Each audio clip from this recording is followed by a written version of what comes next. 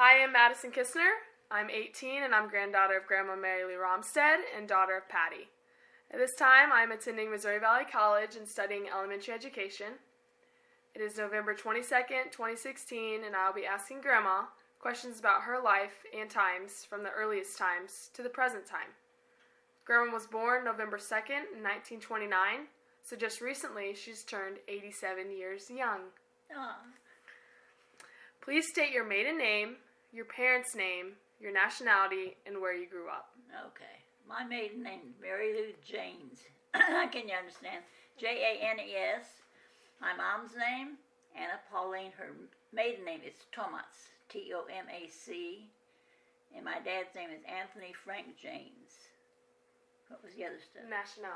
Nationality. My dad's Croatian, my mother's Slovenian.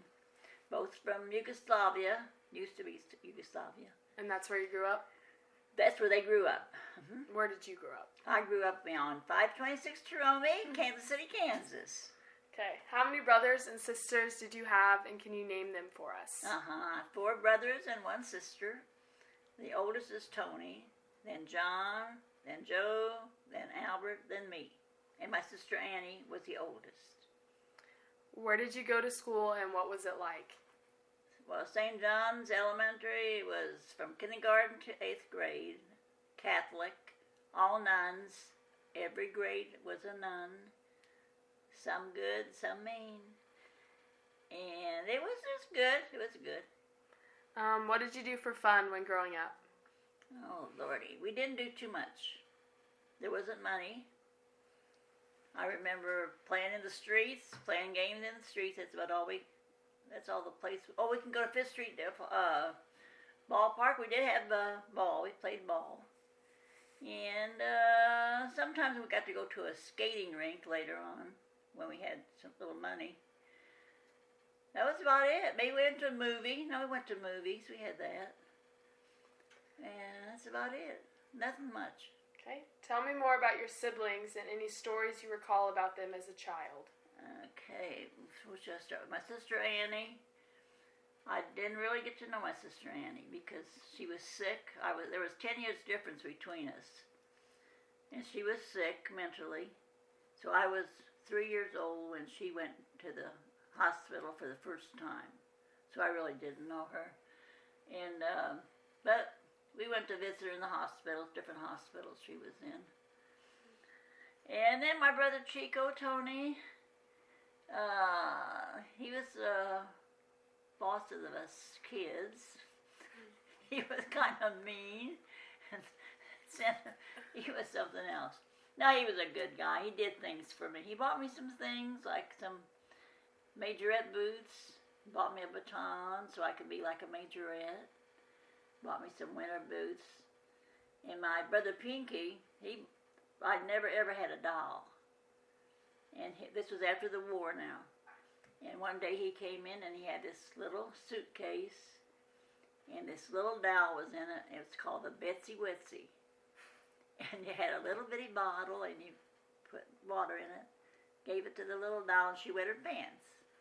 Yeah, it was cute. And my brother Joe, I can't remember him ever giving me too much. He's kind of a little tight with his money. But a good guy. And then Albert was, he was just kind of, how do I describe him?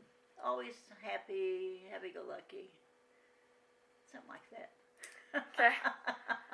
What were your parents like while you were growing up? Where did they work, and what did your parents enjoy doing in their leisure time? Oh, goodness. In their leisure time, they're probably nothing. They really didn't. They didn't do anything. The only day they had a rest was Sunday, and that was church. Come home and eat, and that was it. You rested. What was that other stuff you said? Where did they work? My dad worked at, it was Wilson's company. It's a packing company. And he was kind of a butcher. Not the real cutting up kind, but he was a butcher. My mom worked at Cudahy Packing Company. Same kind of a deal, a different company. And that was it. They worked there till they retired. Worked hard working people. They were. What type of technical devices were in place when you were growing up? Radio or television?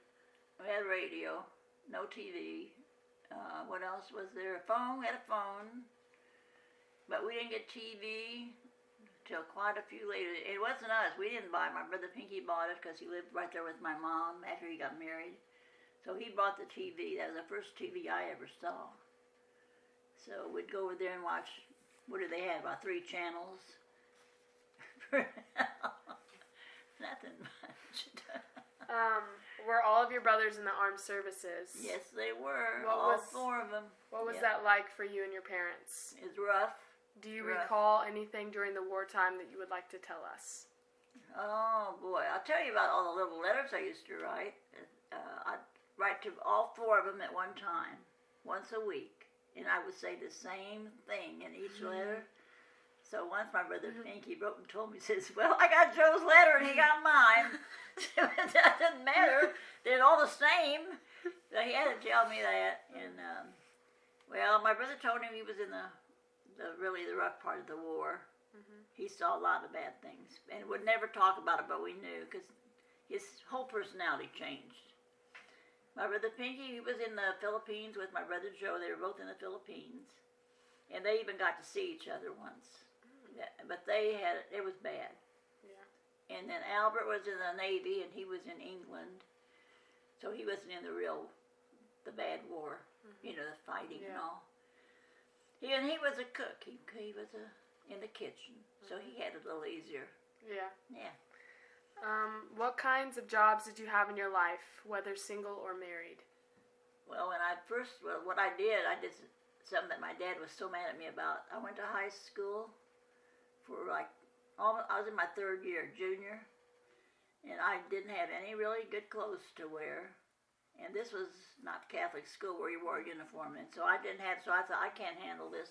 I'm going to quit and get me a job. So when I come home and told him, I thought he was going to kill me. He goes, no, you're not. You're not quitting. And I said, Papa, I want to go work. So I went to Providence Hospital, was the first thing I can remember, in the laundry room. And then from there they had the F.W. Woolworths. Remember the stores that Grandpa put up? We had those, and I'd go out to work in the behind the bar there and wait on people for sandwiches and things. And then Dorothy Avukas, who is a girl that introduced me to my Jerry, she wanted to know if I liked to type. I said, I like to type. So she says, come on in, come work for Prudential. So I did. I got hired, and I worked there for 7 years. And then, of course, at the later years, I was married already to Grandpa. So I quit for a while because I got pregnant. And then I had I think I had 2 of them. Yeah, I had to have 2 of my mom's house. It'd be Sharon and Bill. Yeah, Sharon and Billy, right? Those 2. Because Kevin was born over at their house. Sharon and Patty and... Wait, I didn't say that right, did I? I had your mama and Billy at my mom's house. And then was Kevin, Patty, and John. Okay, so the first 2 little ones, we lived there with my mom. So then I quit till I had the children.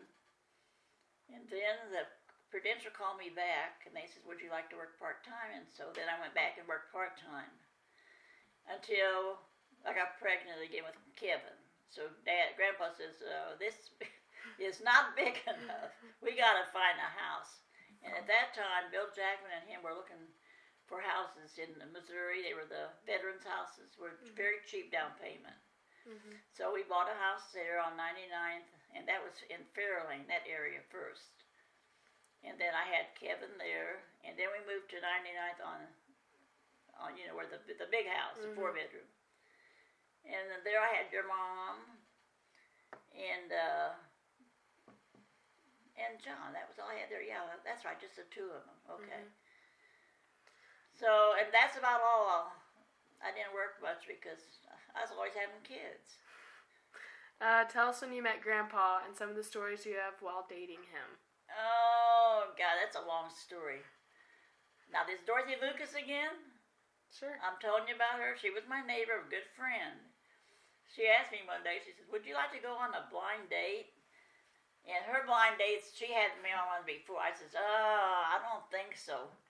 And she's dating Grandpa, Jerry. But she says, his brother's in town. He's in the Coast Guard, and he'll just be here for the weekend. Just come on, go with us. And she says that he's good looking, which he was. So I said, okay. So they come to the house and pick us up. And we're on the dance floor, me and Johnny. And Johnny says, my brother wants your phone number. I says, what? His date's right over here, my friend. I can't do that. So he says, well, okay. So then Grandpa Jerry asked me for a dance. What does he do? Same thing. How come you won't give me your phone number? I said, well, look, you're with my friend. He couldn't get it through his head. So, okay, so we got home, and I never did give him the phone number. But 2 days later, guess who called? He found it in the phone book. The big phone book, Kansas phone book. So he calls me, and again, would you go out with me? I said, no. And this went on, I don't know how many weeks. And one day, Dorothy was at my house, and he called in, and I was, oh my gosh. She says, who was it? I said, Jerry. And she goes, didn't say nothing. Her face just kind of like fell. Mm-hmm. So anyway, a couple more weeks go by or something, and it was a Sunday. Go to church. I come home. Of course, we ate. We always ate when you got home from church. And then my friend across the street, another girlfriend, she comes over, visits. And I'm in the kitchen, and she's in my bedroom, and there's a knock on the door. He didn't call this time, because he thought he was, he's not going to get refused. So he says, she says, I think that guy's here that you were telling me about. So I go in there, it was him, and he says, just wonder if you want to go to lunch with me. I said, I just ate. I can't. Here we go again. No. He goes, well, just come and have a Coke. So Rosie goes, she's going, go on, go with him. So I said, okay. So I went, but still nothing, just nothing. Mm-hmm. There ain't no sparks, ain't nothing. Mm-hmm. So, okay, that was over. And then what was it the next thing he called? He kept calling again, more and more. And one night I had just shampooed my hair, and we used to put little finger things in make little rolls and pin them. And I says, I just shampooed my hair and set it. He goes, well, just put a scarf on it. Can you believe that? You want to answer that? You can do that. Knock it off. Okay. So I told him I couldn't go anywhere looking like that. So that was another phone call. So then, like I'm saying, a few weeks go by again, and I'm at work, and we were working. That week, we had to work from 8 to 8 the whole week to get something called a register done. And I walked to work. That's how close I lived to the job.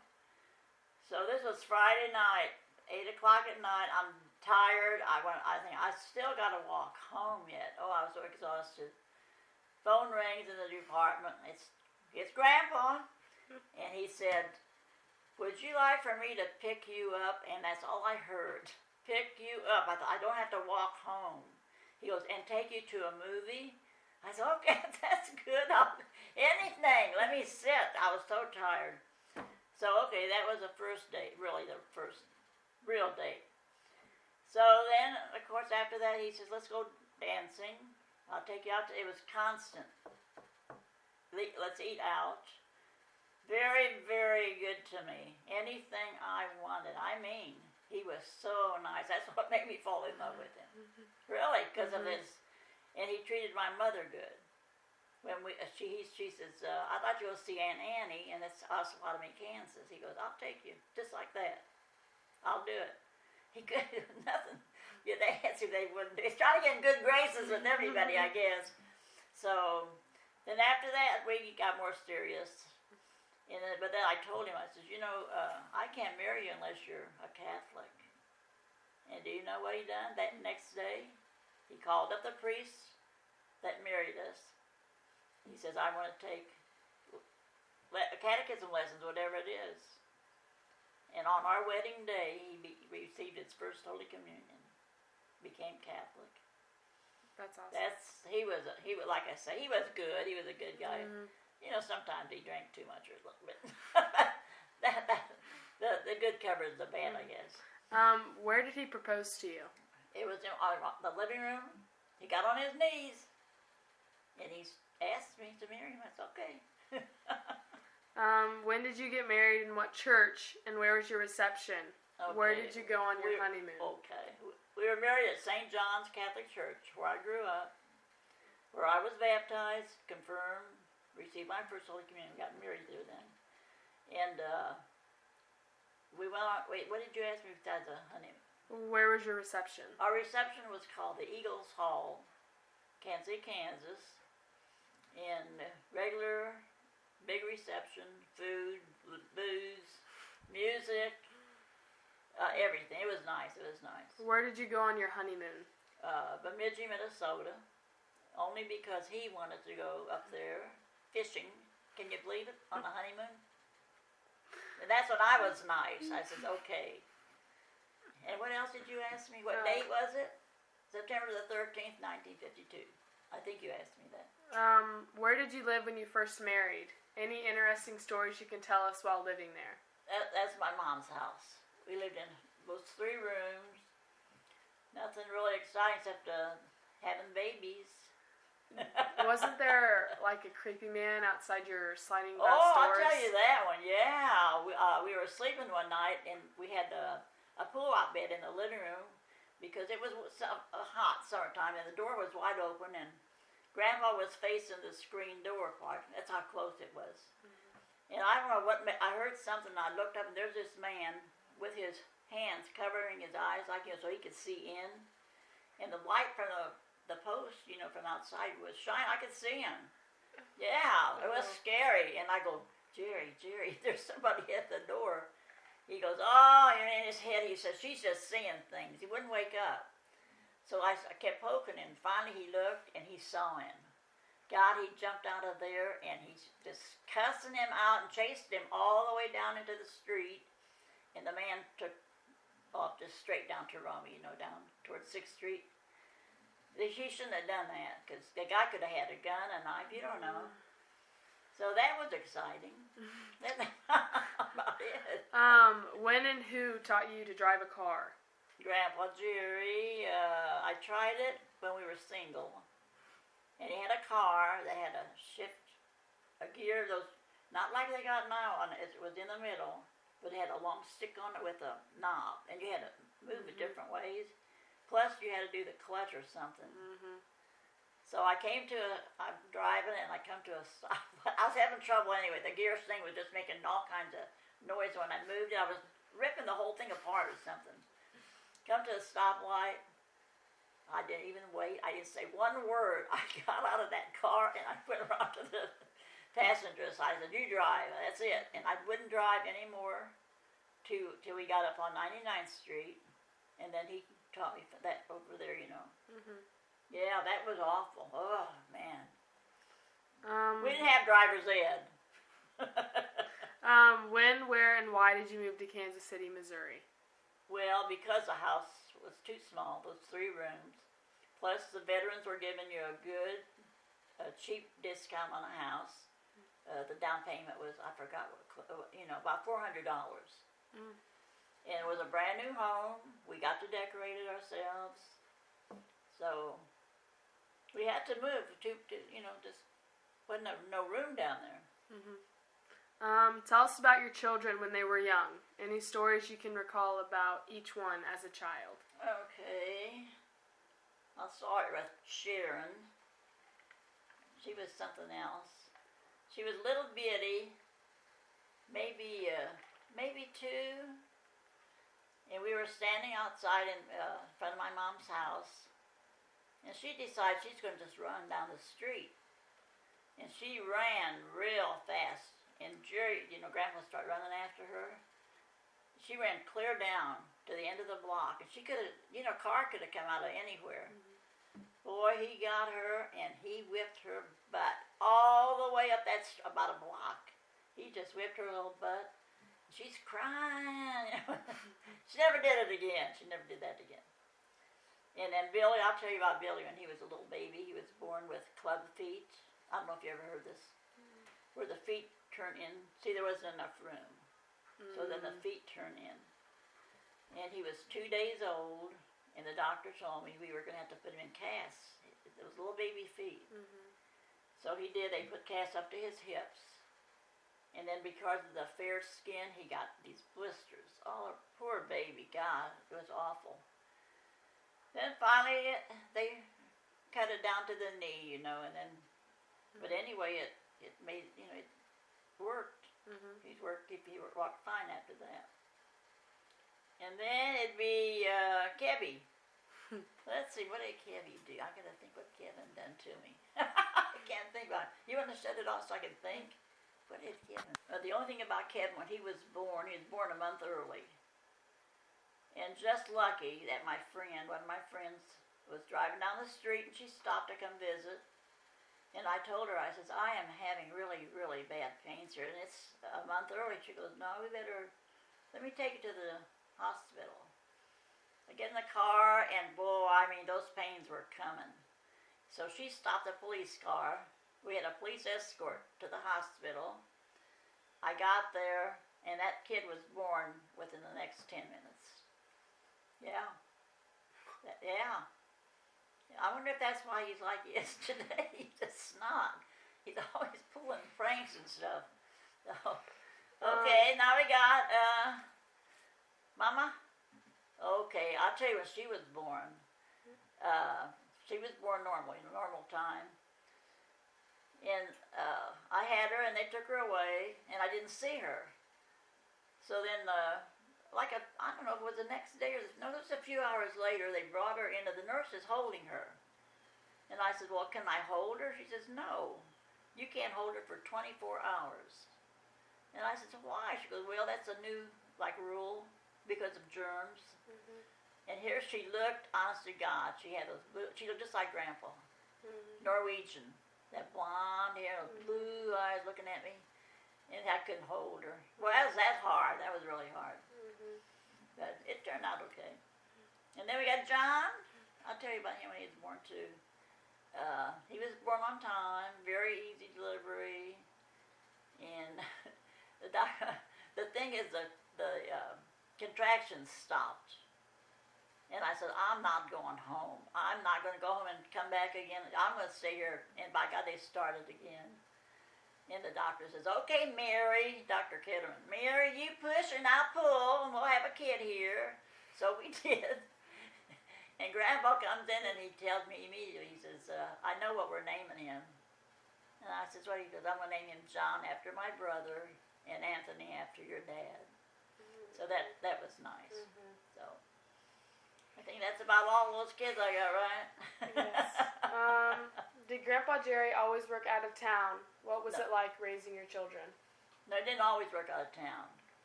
He worked in town. He was with the Carpenters Union. He'd go. The bad part about that was if you didn't work, you didn't get paid. And we had just moved into the big house, so he was offered a job with Woolworths. I don't even know who recommended him. But he says, I'm going to have to travel. And he says, but you'll get a weekly paycheck, We'll have, because it was hard. We almost lost our house on account of that. So he went out of town, and he worked many years out of town. Traveled all over. I got to go too, though. He would fly me down to different places, so I got to see a little bit while my mama babysat the kids. So. Did you take your children on vacations? What places did you go to? I remember going to Minnesota, another fishing trip with Grandma, Grandpa Olaf, and Louise. We went to Disney World, because that's where he worked. We got to stay there about a week, I think. Went down on a train. It took forever, but we got there. Where else did we go? Did they have it? Salt Lake City. Now, Kevin said we went there, and I can't remember. That's Utah. Visiting the Sarchets in Iowa on Thanksgiving. Yeah, we did a lot of that. That's all. There's a lot of cousins and stuff like that. Yeah, it was nice. Grandma and Grandpa got to go, and But we didn't go too many places, really. Yeah. Just like that. Did you visit your mom and dad often after you married? How did Grandpa Jerry interact with your parents? Oh, yeah, good. Like I told you, he'll do anything for my mama. Anything. I would try. She would always call me on Sunday.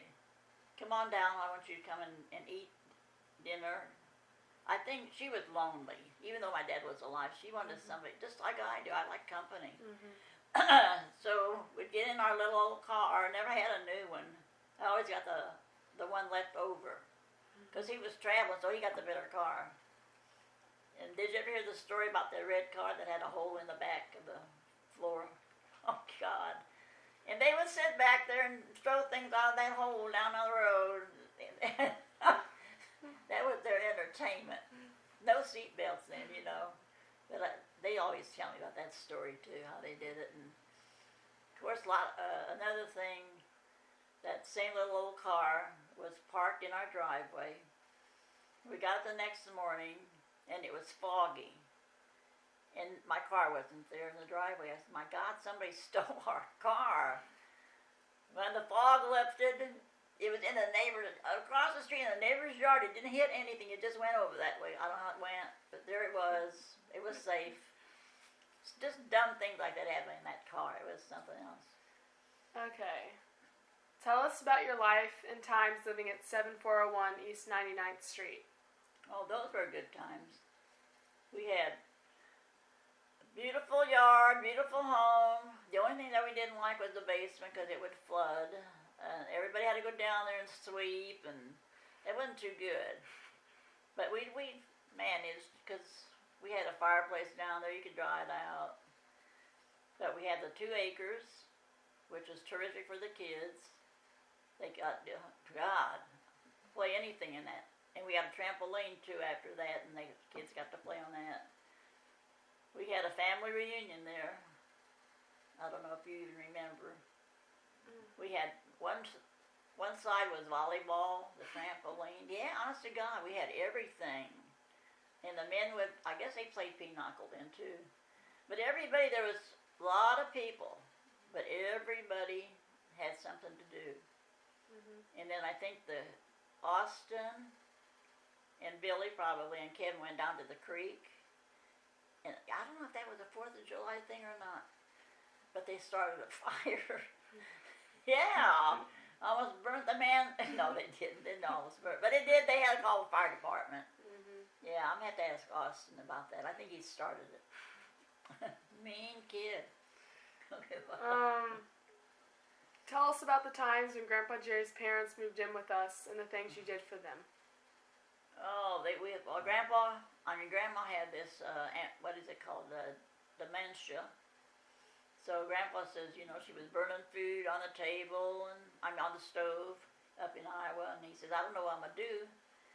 So Grandpa just said, okay, I got a double garage. I'll make you this into your apartment. You can live with us. So they moved down, and it went good for a while. She wasn't too bad.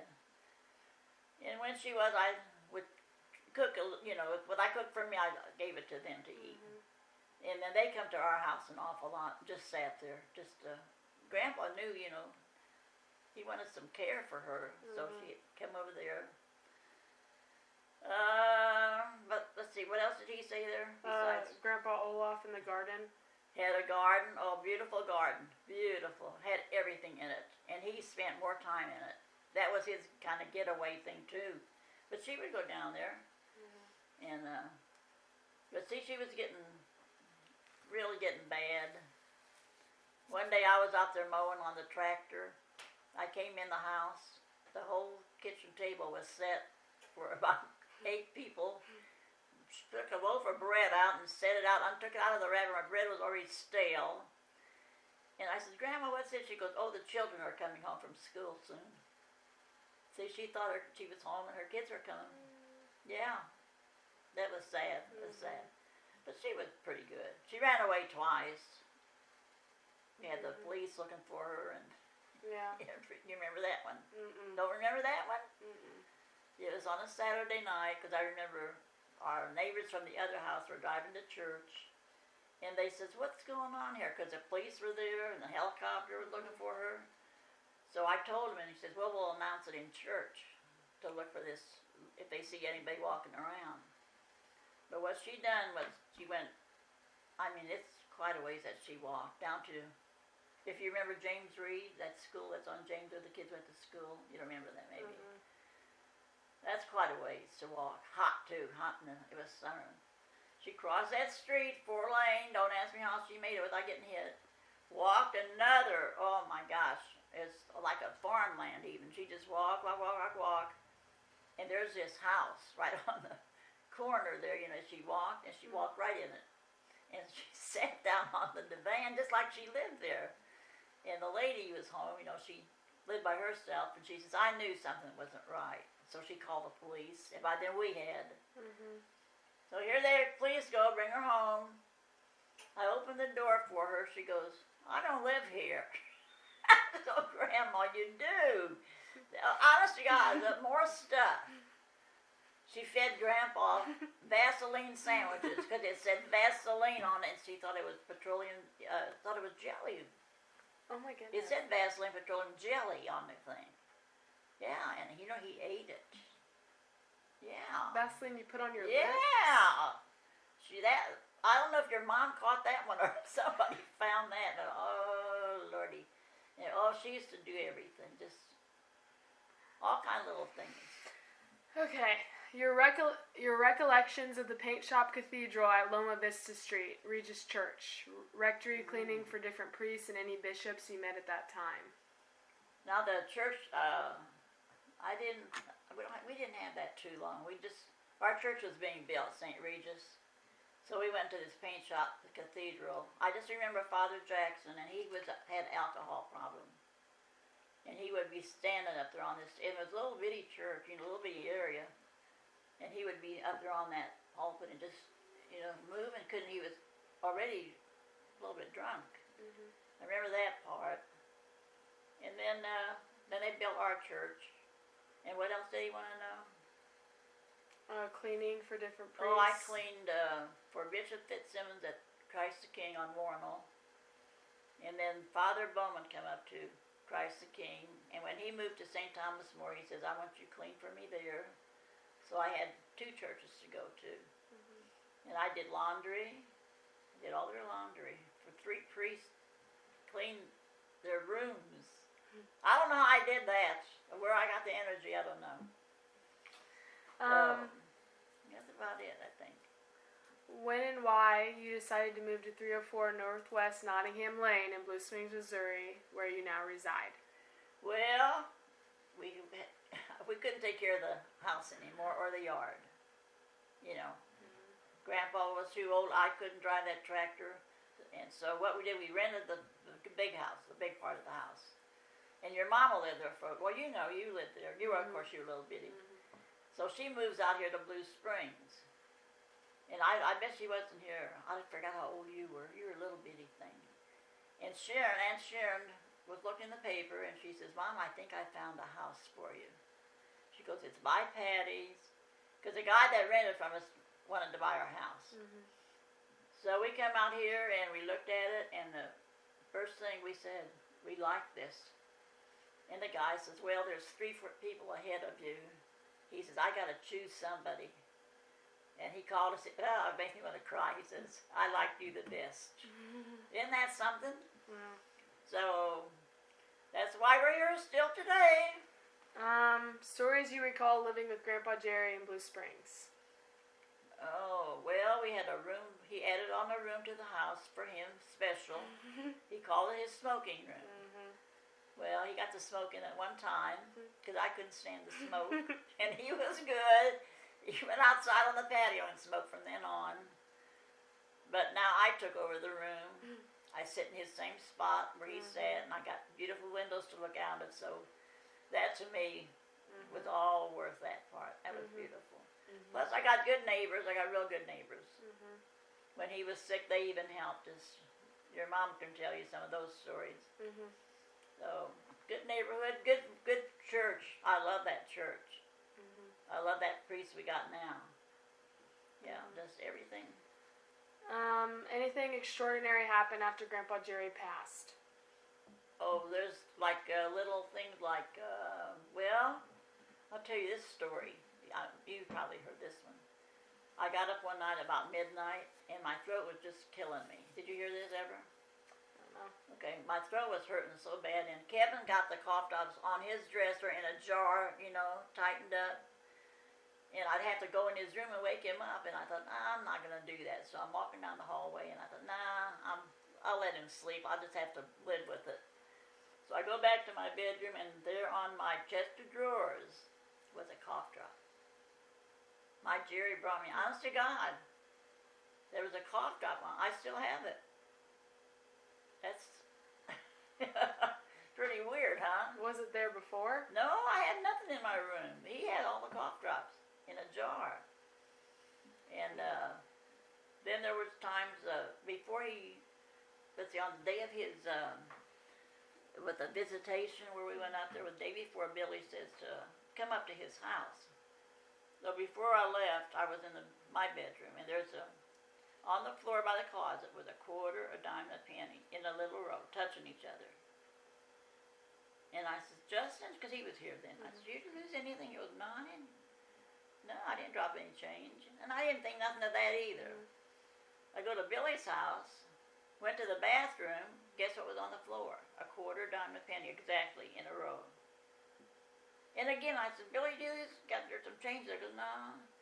Then after I thought about it, because I was in my right mind. I wasn't I couldn't think at that time, but it was awful. I don't, like I say, some of that stuff I don't even remember who was at the funeral. Mm-hmm.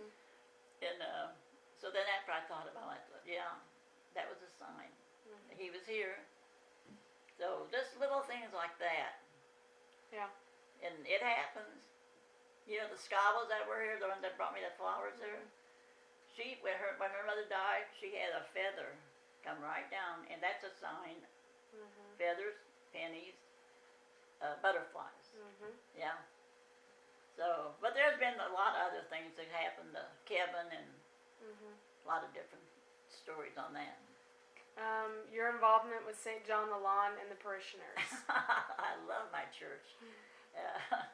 They were so good to me. What I do for church is I wash purificators. You probably don't know what that is. It's a little cloth that they wipe the chalice with after they drink out of the chalice. You wipe it with this cloth. And Father has one to wipe his hands with. Well, every week I take those home. I wash them, iron them, take them back. So that was I've been doing that for years. So I got the surprise of my life. I got a letter from Father. He says, you've been chosen for an award for all the work you do. And they do this once a year. You go down to the cathedral, the bishop has a mass for everybody.